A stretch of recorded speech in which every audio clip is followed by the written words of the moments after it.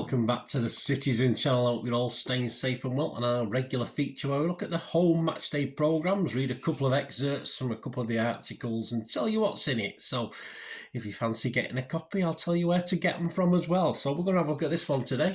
Of course, the City, old Kevin's on the front. City versus Tottenham Hotspur. Yeah, an interesting, nice glaze on there. A nice 4-2 victory, of course. And not a bad programme this week. Some really good stuff in it. Very, very interesting. Even Buzzer. I'm going to read an excerpt from Buzzer today. Even Buzzer was a bit more interested than normal because he's talking about the Manchester derby, amongst other things. So join me for this anyway. Please, if you are new to the channel, please push that subscribe button, push the bell notifications. All things City, past, present, forever, lots of different magazine ideas. This is just one of many things I do. So if you can follow me, that'll be great. And if you're pushing buttons or you've already pushed that button, just give that little like button a push as well. It'd be very much appreciated by me, as simple as that. So do that for me, that'll be great. Yes, it's £4 for 84 pages. We know that. It's from www.reachsportshop.com. Yes, I didn't get to the derby, but I did order the derby programme from Reach Sport because they do United's programmes as well, and they actually sent me another Manchester City Tottenham Hotspur programme. So I have said, please, can you send me the United City programme, please? But hey, there you go. They're so used to sending me a couple of years ago when I subscribed City ones, they must assumed. Never assume. It makes an ass out of you and me, doesn't it? Yeah, so reachsportshop.com, because I've not had an answer yet, but they are usually very good at replacing things and covering for lost items. So I've not had any problem in the 2 or 3 years I've been using them anyway. 26 copies for £97.50. If you're in the EU, another 65 quid. If you're in the rest of the world, another £80. And of course, the Champions League programmes at face value of £5. So if you get that subscription, you do get them a little bit cheaper, although we don't know how many more Champions League games we're having yet, do we, as I'm recording this. And you can also get 12, but that's only on the website. You can't see, it's not advertised in the programme. You get 12 for 45 quid as well, so you do still make a saving on that as well. And on the cover, as you can see, is old KDB. And inside, we have the regular standard stuff, of course, from Peps, talking about last couple of games, Southampton United, and looking forward to the Spurs game. The City women's feature includes Alex Greenwood today. The City under-18s features Nico O'Reilly. There's Nico O'Reilly. I thought it was just Nico O'Reilly, but no, it's Nico O'Reilly.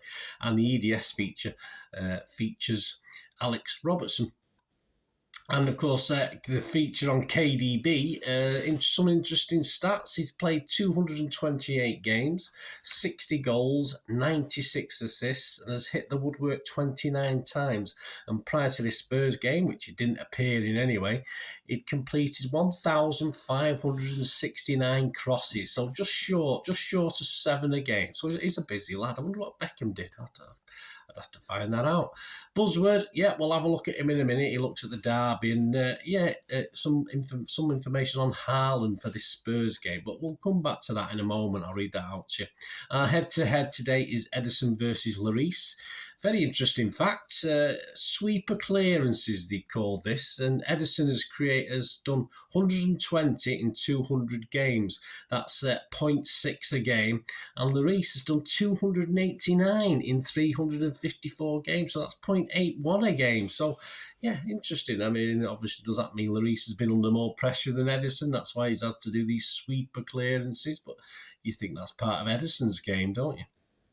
Double agents today, we've got Clive Allen, who scored 60 goals in 97 games for Spurs and 21 in 68 for City.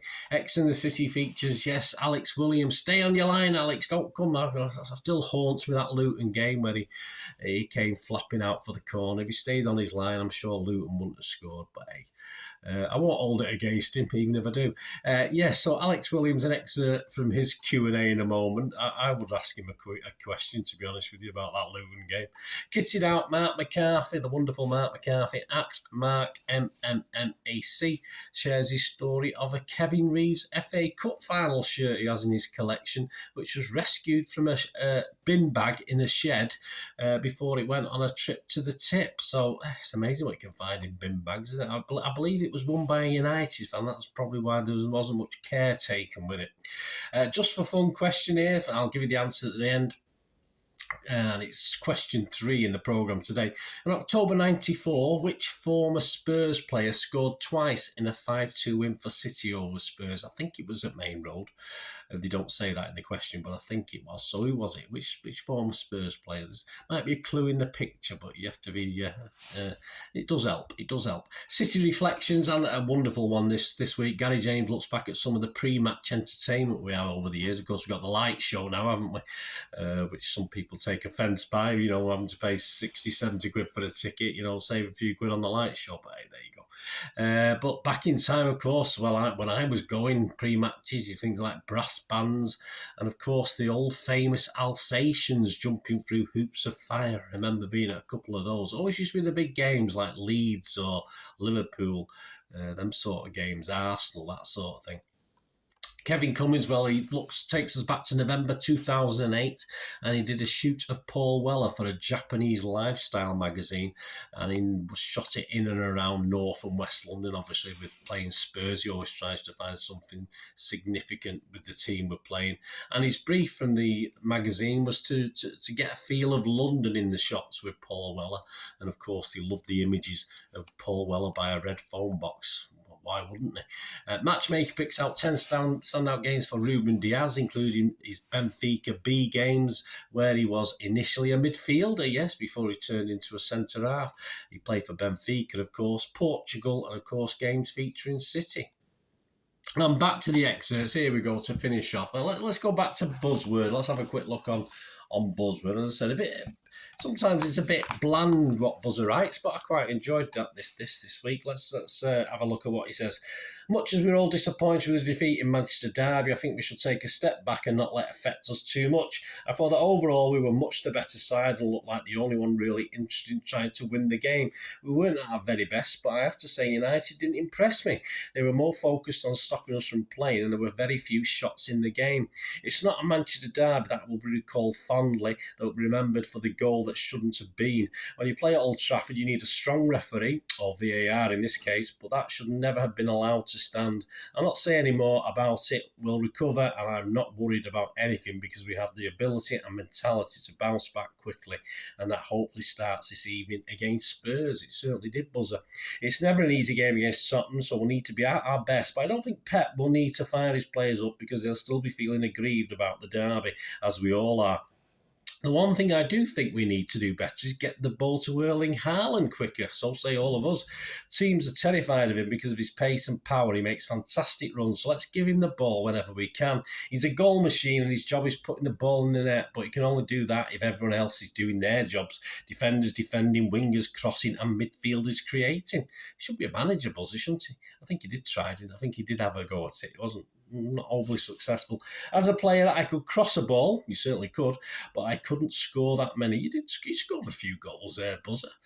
Franny did that. He was our goal machine, and in Erling Haaland, we now have one of the best in the world.